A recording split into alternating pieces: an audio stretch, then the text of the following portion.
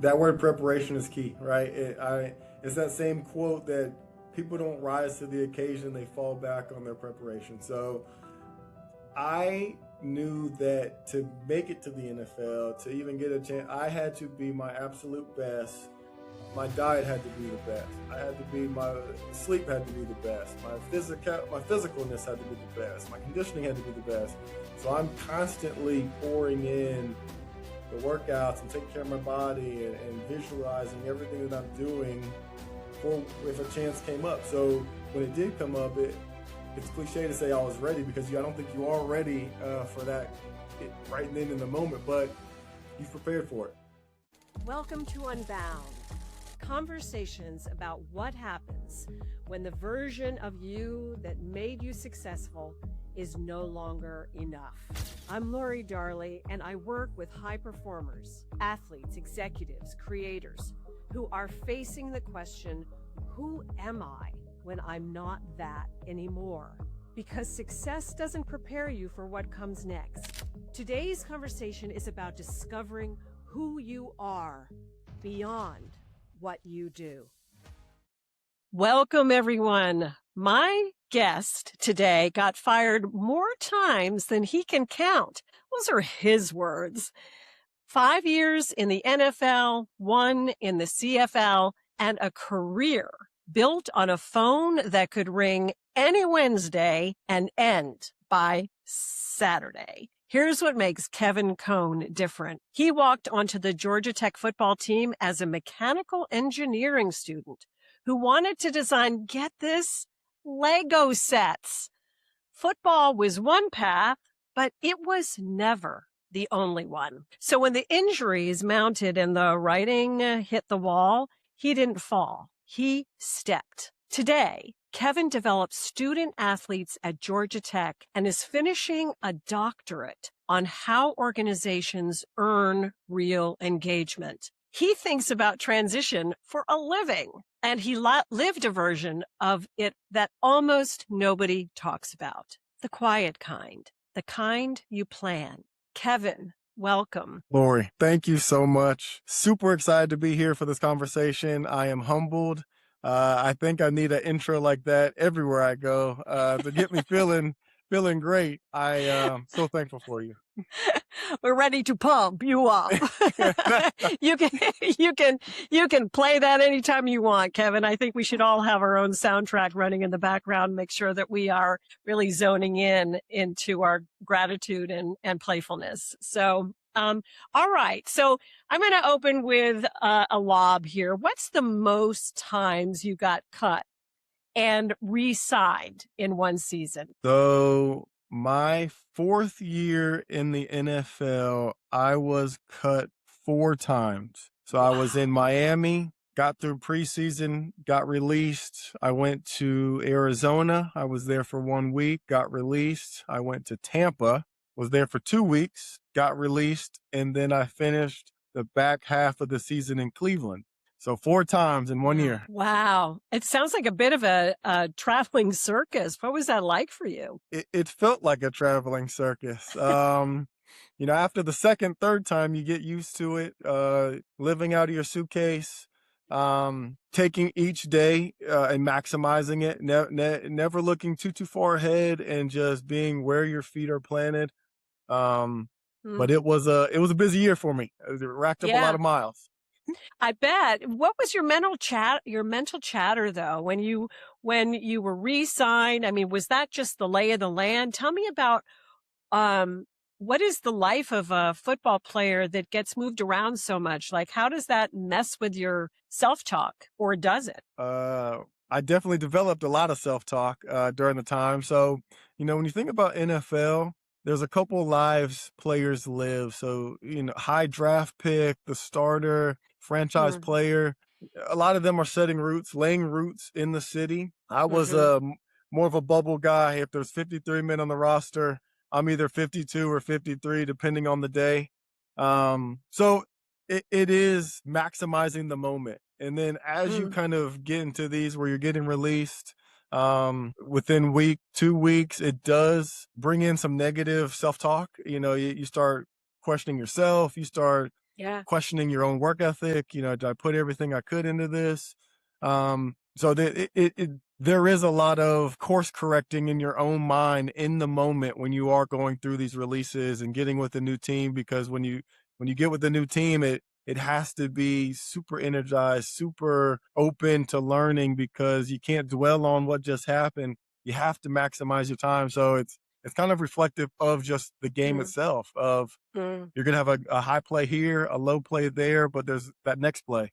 So it's Wow, it sounds like you really can't drag your past your past into your present, because you just got to be there and totally focused in what you're actually doing. So you walked onto the team as an engineer, I believe, who was fine with not playing. I mean, who does that I definitely besides took you? the road. I definitely took the road less traveled. I'll say that. Coming out from high school, a lot of young players have aspirations of being signing day and going to their dream school, and I was no different. Hmm. I started football a little late. I started when I was a junior, so I didn't have all the game tape or the stats, and wasn't heavily recruited. And then to double down on that, I didn't get into Georgia Tech initially. I got a conditional Huh? acceptance, which I'd have to go somewhere else for a year, and then I could transfer in. So when I went to Shorter College, which is NAIA at the time. It is now D2 or D3. It's moved Okay. up a level. I went there, was a second year program. So like, they're willing to take a chance on a guy with not a lot of stats. But I did that, and I really just had that itch to go to Georgia Tech. I've loved Mm. Georgia Tech since I was a kid. Both my parents went there. I grew up Mm. loving tech, going to games, being a part of it. My dad was a student athlete at Georgia Tech, so I grew up indirectly just associated with the football team in my own mind. So when I Yeah. had a chance, I was at Shorter for a year and a half. I kind of hit this crossroads of, do I want to keep playing football? I also ran track at Shorter, or do I want to jump off the ledge and try Georgia Tech and do the engineering?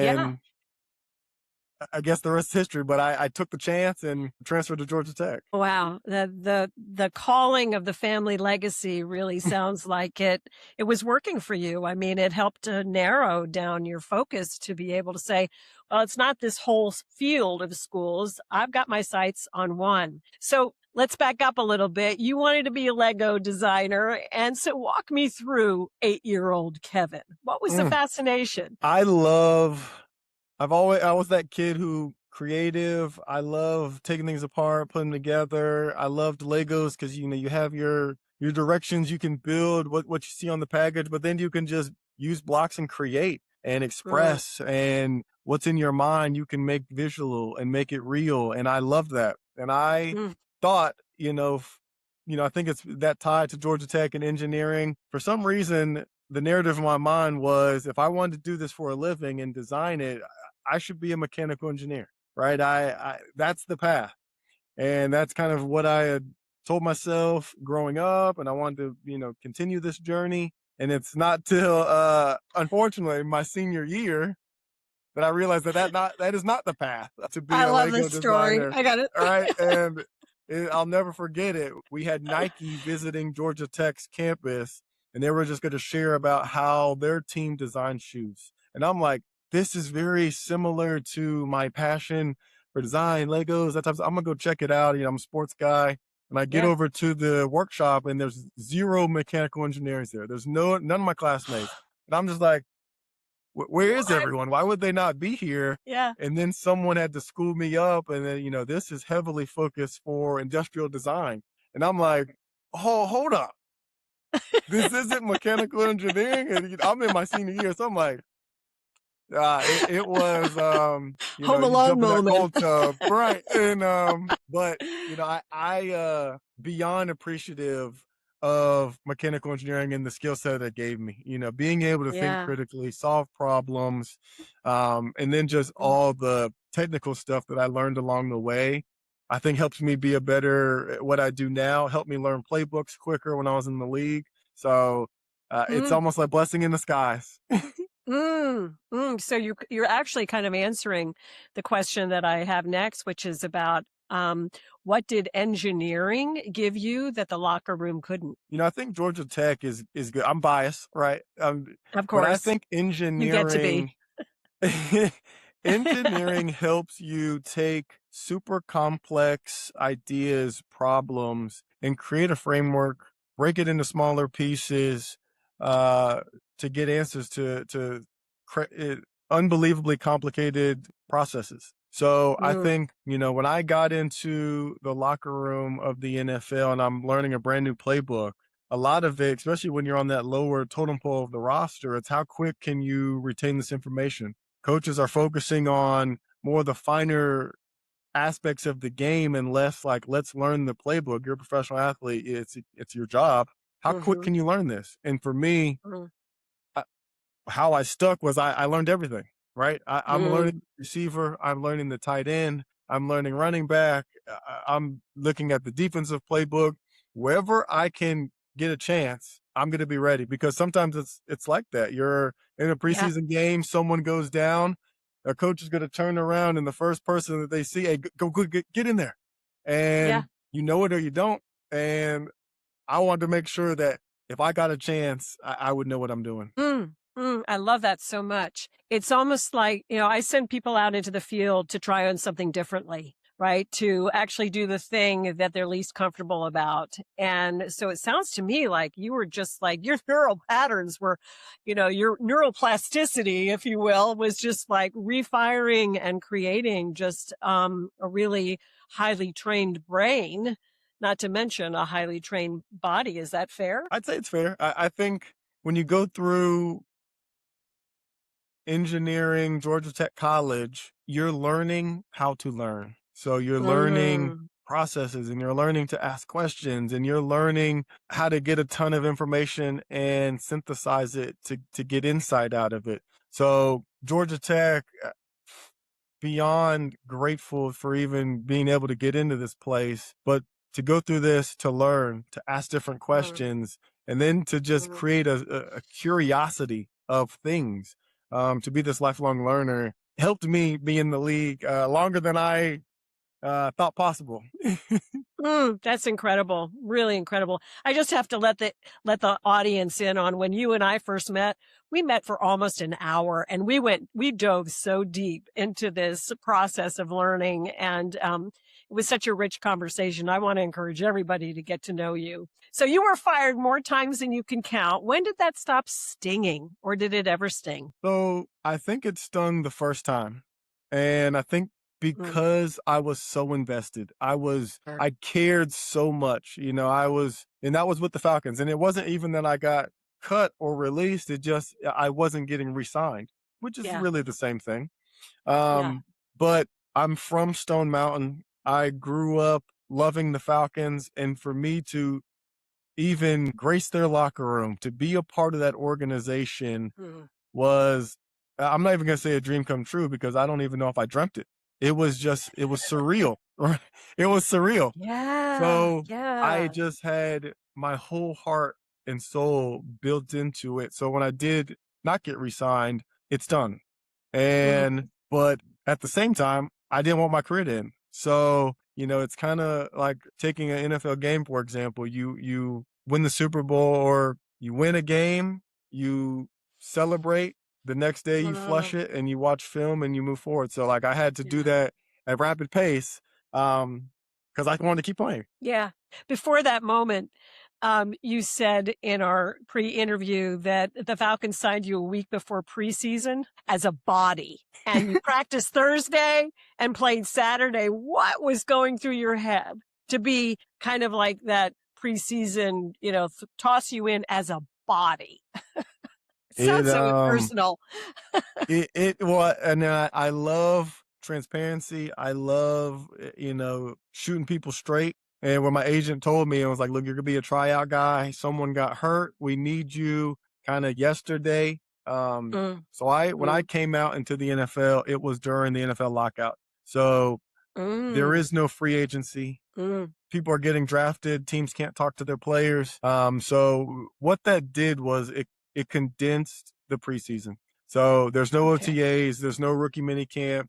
the lockout ended in August. Teams were given 2, 3 weeks to practice, and then we're going to start playing games. So that's just Mm, months and weeks that teams haven't been practicing, haven't been getting that rhythm. So everything's just condensed. So when mm, I got the call, I finished in December 2010, and I spent pretty much 8 months training, waiting. When I get that call on a Wednesday, it felt like I was in the fast lane going mm, 200 miles an hour. I mm, um I mm, quickly packed mm. a bag. I drove to the facility on a Wednesday evening.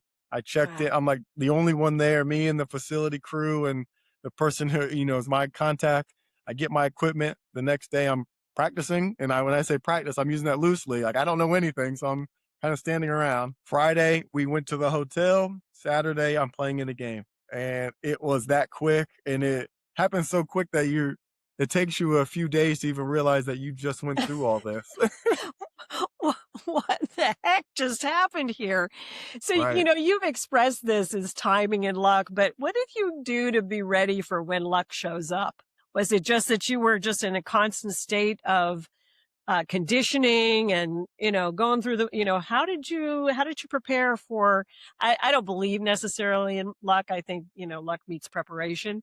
But Mhm. what was it like for you? I a That word preparation is key, right? It's Mm-hmm. that same quote that people don't rise to the occasion, they fall back on their preparation. So Mm, I knew that to make it to the NFL, to even get a chance, I had to be my absolute best. My diet had to be the best. My mm, sleep had to be the best. My physicalness had to be the best. My conditioning had to be the best. So I'm constantly pouring in the workouts and taking care of my body and visualizing everything that I'm doing for if a chance came up. So when it did come up, it's cliche to say I was ready because I don't think you are ready for that right then in the moment, but you've prepared for it. mm, And absolutely. you Nike just says it the best. You just do it, right? You try not to think too much and just let your body and your mind do what you've been training and practicing for months. So it Yeah. was it was a blur. Yeah, I can relate to that so much as an understudy or as somebody who is off season as a dancer. You've still got to stick keep in the condition because the body doesn't lie. And that memory, that physical memory of it will often remember things before the mind can actually even catch up with you. So there's so many applications to what you're sharing here in life that, practicing is key. So, thank you for that. You saw the writing on the wall and were like, chill. You're like, very okay. And most athletes or I don't know, most people aren't okay. Why were you? I think circumstance plays a ton into that. So my last year playing was 2016. I'm in the 10 years CFL. ago. Wow. Right. It feels like it was just yesterday, but at the Oh, same time, I right. know it isn't. Yeah. So I'm in Canada. I just got married to my now wife. We're Mm. celebrating 10. We celebrated 10 years. She hasn't left me yet. But Careful what you say. Don't exactly. say So that. we had just got married. I'm in Canada. I'm overcoming a shoulder injury. So I had dislocated my shoulder, got Mm, shoulder surgery. mm, I honestly felt like I had lost a step. mhm. You kind of know when you know your body and you Yeah, know that you're not firing on all cylinders. yeah. And you kind of hit that where, I had been living out of a suitcase for 2 years. For me, I was able to step back, pop my head above the water, and just appreciate the experience that I had been through. And Mm, to make it honest and simple, I miss being with my wife. I miss being mm, at home and waking up with my wife and just being a mm. part of that. Yeah, And I hit that point where I was like, I was ready for a yeah, transition from sport, and I yeah. felt confident going on my own terms, which not everyone gets. Not everyone is even in the mind space to go on their own terms, and I just felt like that I was. So not to say the transition was easy, but I was ready for the next adventure. Feel that. I feel that from you. Everything about what you're saying just feels so true and so in alignment with what my perception is of you. And for me, you're like that guy who expanded instead of collapsed. And does that does that feel true to you? My sort of summation? I'd have to agree, mainly because I'm continuing to expand now, and I feel like it never stops, and Mm. it's special when I lead our student athlete development here.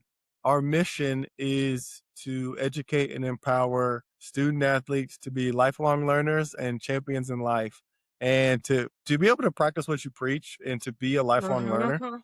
to be in a situation where you've done one experience and you've been at the pinnacle of your career, and then to transition and you have to reestablish yourself and you have to learn, and a lot of that learning is internal. You're learning about yourself. So to learn, to grow, and now I'm doing things that I never imagined myself doing. I would definitely say I feel like I've expanded. I'm continuing to expand. Expanding and evolving, and I Mm, love the mission, champions for life. I mean, we're winners for life, so hey, we've got right, something in alignment here. But what does right. that look like for you, say on a Tuesday? What is bringing that mission to life look like for you on a Tuesday? I love it. So a lot of what I do is we'll call it graded off programming, workshops, events, networking experiences. But the real work isn't done on the event. It is done behind the scenes. It is done in the relationship and the trust building. So Mm. I everyone who's part of my team and who I mentor in this space, all this stuff is built on relationships and trust. Yes. I can build the best workshop, and I'm spoiled because I work with our former student athletes as well. So I work with our letter winners group. We have over 6,000 letter winners all over the world in all industries and at all levels, from Mm. the CEO all the way down to entry level and everything in between. We have former student athletes that do that, who are more than willing to be a part and help pour back into these current student athletes. So I can bring the best of the best in front and create the amazing space. But if our student athletes don't know me, if they don't trust me, if they don't have a relationship with me, they just won't come. So I Yeah. think a lot of my work, a lot of my days is kind of the administrative emails, planning, meetings, that type of stuff. But then the real work is done with the relationships, Yeah. being present, being at the cafeteria, bringing energy, and you're remembering people's names, and that's where the real work gets done. So I think regular Tuesday we'll call it administrative part, relationship building part, and then building is more continuation. But that's where a lot of my work that's done. I have a new title for you. You are the chief influencer 5 days a week. I'll take it. You take it? All right, good. I love your playing with a yes and. Yeah. So your doctorate is about motivating all your stakeholders inside of the university system, the donors, the fans, your partners. What did football teach you about motivating people? And that's a lot of different kinds of people. So what are you learning now that, truly might serve our audience for those who are maybe needing their own motivation? Mm. Well, That I was a am big current. question. I know. Sorry about that. I love it, and we'll unpack it together. So I'm currently in Georgia State's DBA program, so Doctor for Business Administration, and I'll get into kind of the motivation in teams. But what excited me about the program was, they said, an undergraduate, you'll learn how to do your job, to do a job. Masters, you'll learn how to run an organization, a business. A DBA, you'll learn how to change an industry. You'll learn how to Mm. grow industries. And I was just so captivated by it. So I think what I'm learning is, if you've been in an athletic space, if you've been in a team space, you understand almost innately how to communicate, how to read the room, how to, maybe you can't put your finger on it, but you kind of know, I know this motivates someone, either Mhm. however broad that can be. What I'm learning now is more a deeper level. So I'm learning the same thing, but more from a theoretical lens. I'm learning it Mhm. from a different process lens. I'm learning how to ask different questions. And I think what I kind of the street smart that I learned in the locker room and on the field. I'm learning from an academic lens, from a research lens, and then to be able to apply academic theoretical rigor to that, and Yeah. then to be Yeah. able to apply that across the industry is something that I never had in my own cards, and now here I am living it, and it's exciting. It's awesome. It's awesome. And it really, for me, I'm connecting your thinking process now to that of we'll call you the industrial engineer. We'll blend them together, shall we?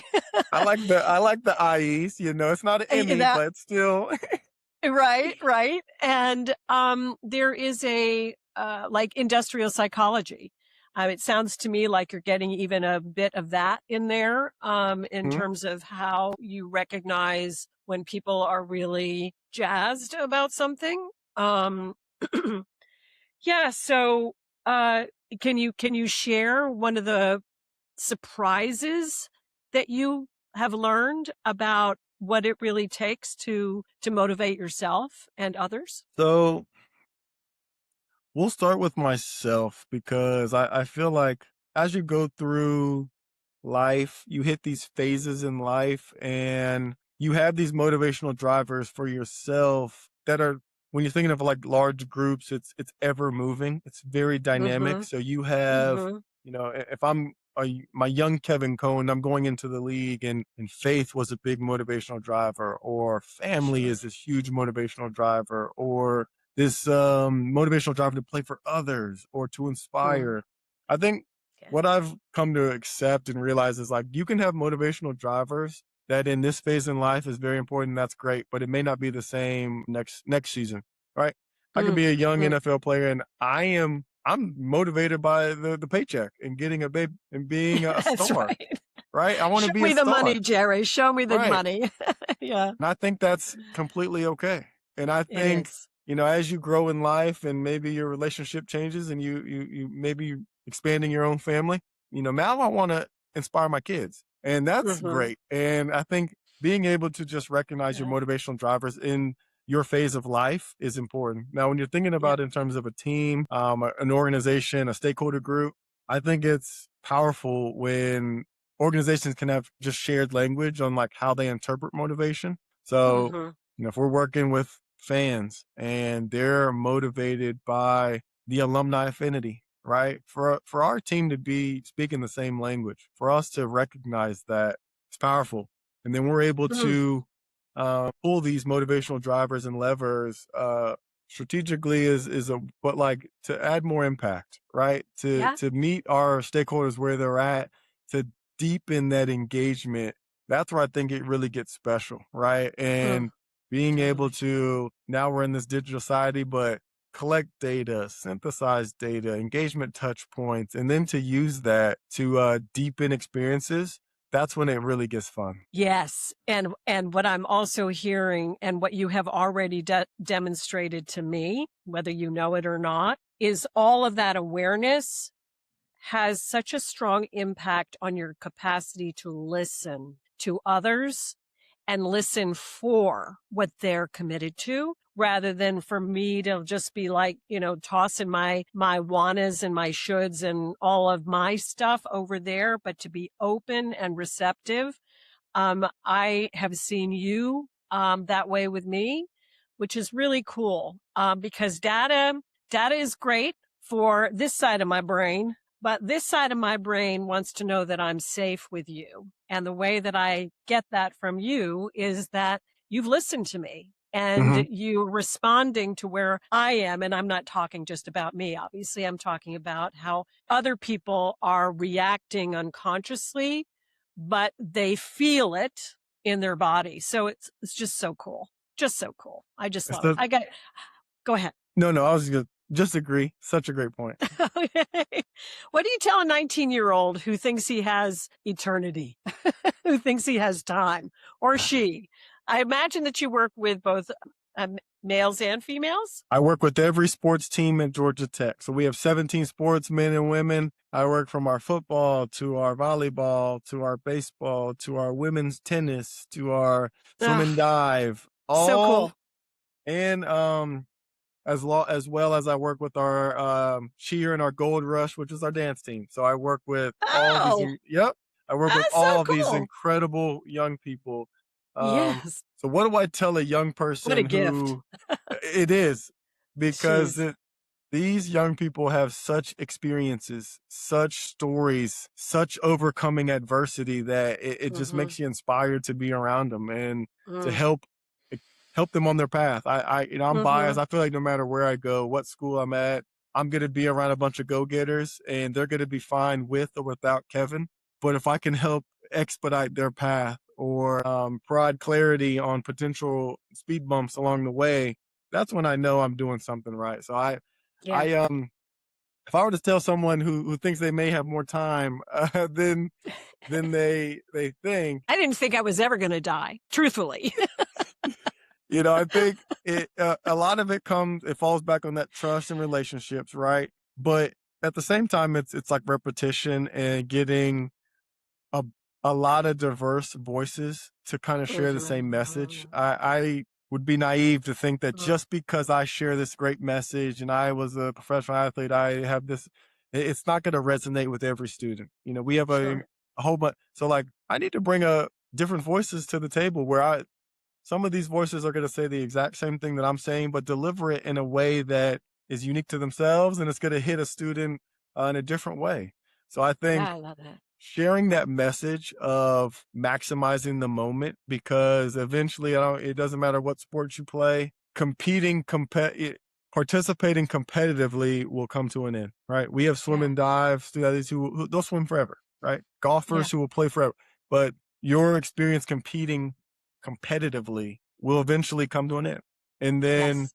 how you navigate that transition will be an experience. So Yeah. I'm a believer in like it's almost like investing financially. If you can do it quicker, it's better, right? If you're gonna wait to put money in your 401k till you're 50 versus you're 21, it's Oops. gonna look a lot different, right? I think the No same thing kidding. is true when thinking about transitions. Like what don't invest in it in the moment. Do it as early as you can and let others help you lift the burden of Yeah. thinking through it. Oh, so perfect and really just rings so true to me when I think about, why I'm doing this, right? And not to go down that path now, but you've worked with athletes, you've seen them face their own end, possibly even before their college years are over. What is someone in transition? I call it now crossing over, just to name it something else. What do you think they need that nobody is giving them? And I mean nobody. Like, where are maybe our gaps in understanding what athletes crossing over to a life after athletics, competitive athletics? What do you think nobody is giving them that we do well to turn the volume up on? I think we can do I think there's opportunity to educate athletes on the true timeline of transition.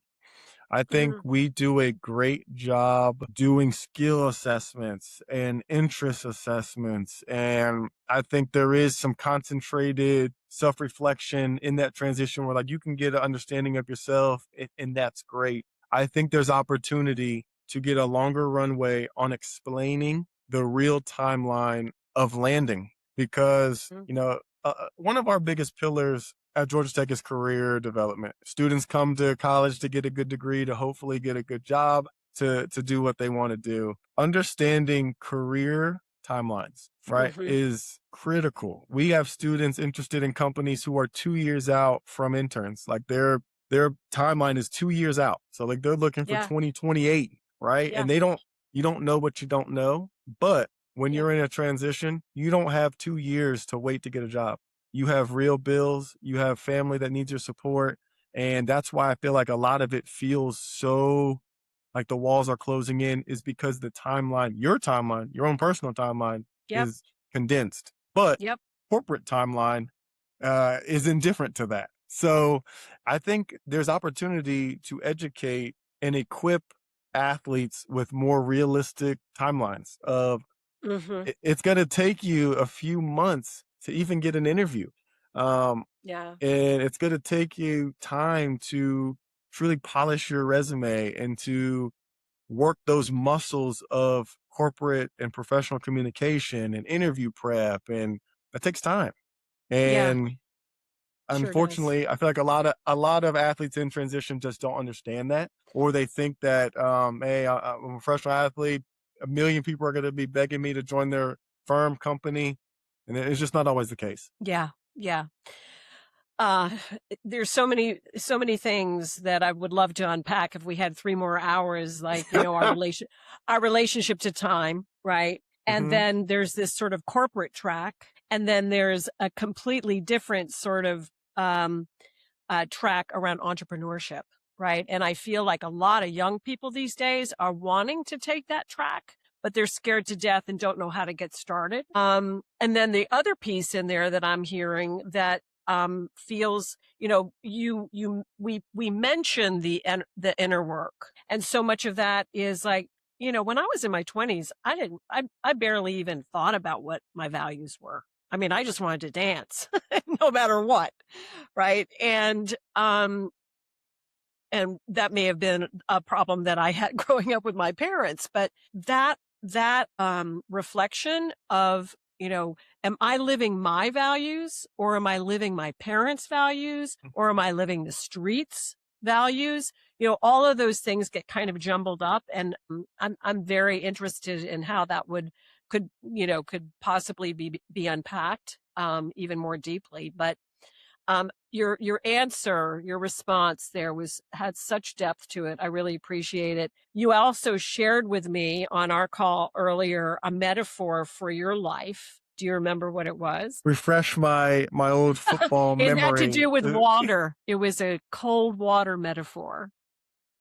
You Cold said water. you're never fully prepared, but you can Oh, know how to swim and be used to cold water.